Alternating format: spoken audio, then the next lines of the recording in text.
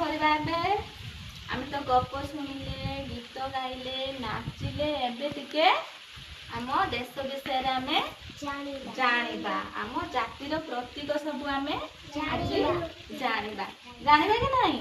ଭଲ ଲାଗୁଛି ନା ଜାଣିବା ପାଇଁ? ଇଚ୍ଛା ଅଛି ତ ଜାଣିବା ପାଇଁ? ତାହେଲେ ଆମେ ଆଜି ଆମ ଜାତୀୟ ବିଷୟରେ ସବୁ ଜାଣିବା। ଆମ ଜାତୀୟ ଫୁଲ କ'ଣ, ଆମ ଜାତୀୟ ଫଳ କ'ଣ, ଆମ ଜାତୀୟ ପିତା, ଆମେ ସବୁ ଆଜି ଜାଣିବା। ହଁ ଜାଣିବା ନା? ହଉ। ଆଚ୍ଛା ପିଲେ କହିଲେ ଆମ ଜାତୀୟ ଫୁଲ କ'ଣ? ପଦ୍ମ ଫୁଲ। ପଦ୍ମ ଫୁଲ। ଜାତୀୟ ଫଳ? ଆମ୍ବ। ଜାତୀୟ ପଶୁ? ବାଘ। ଜାତୀୟ ପକ୍ଷୀ?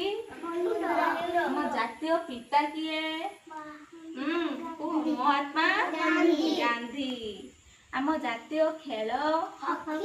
ହକି। ଆଉ ଆମ ଜାତୀୟ ମିଠା? ଜିଲିପି। ହଁ। ଆମ ଜାତୀୟ ପତାକା?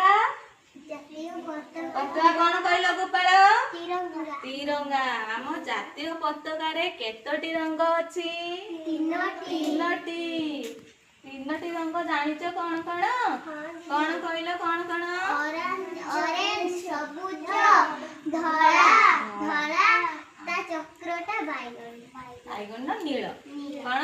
ନୀଳ। ଜାଣିଛ ତାହେଲେ ସବୁ? ଭଲ ଲାଗୁଛି ଜାଣିବା ପାଇଁ?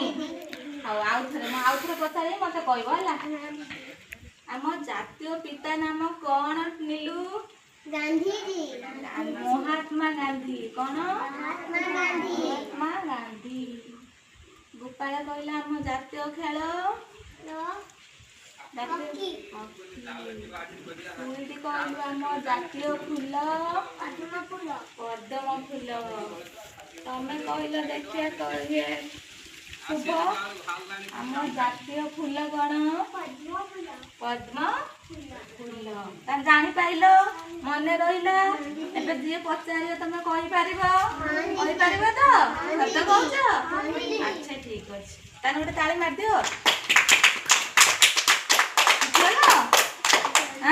ଭଲ ଲାଗିଲା? ଆଚ୍ଛା।